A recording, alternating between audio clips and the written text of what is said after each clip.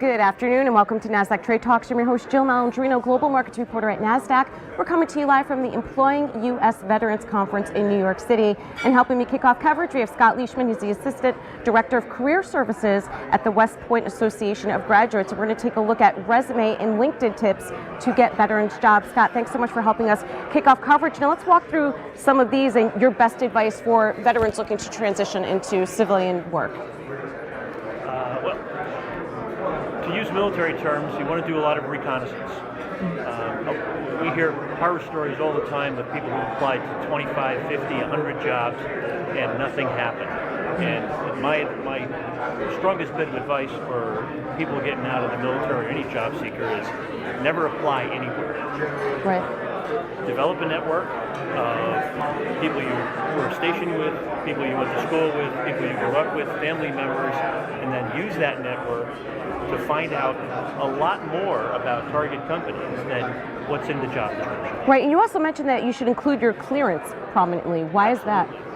Right now, it's taken over a year to get a security clearance, just a plain secret. So if you have a secret, top secret, there are companies, government contractors, consulting agencies, or the government itself that are looking for those kind of people. There's a huge amount of demand for secrets, so make sure that's on your LinkedIn profile and in your resume summary. Do you strongly encourage getting involved on LinkedIn and using social media as a way to find new jobs? Absolutely, yeah. It's a great way to build a network, and you can do it 5 or 10 minutes at a time. Most people know they're going to get out of the service 6, 12 months ahead of time. Spend 5 or 10 minutes a day on LinkedIn. Find people, all those same groups that I mentioned, served, grew up with, family, and any friends, and build that network out, and then use that network to reach into companies to find out all this information beyond the job description. And I think it's important that you mention as well to use your network to go beyond the job description. It's not just about what you do day to day, but what the culture is like at the company you're applying at. Exactly.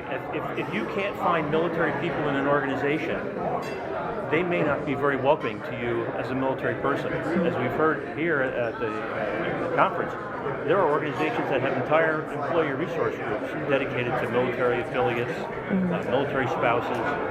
Get into those, and then to follow up on the do not apply, once you speak to somebody there, if it sounds like a great opportunity and a job you've identified or one they identify, ask them to send your resume to the hiring manager. Right.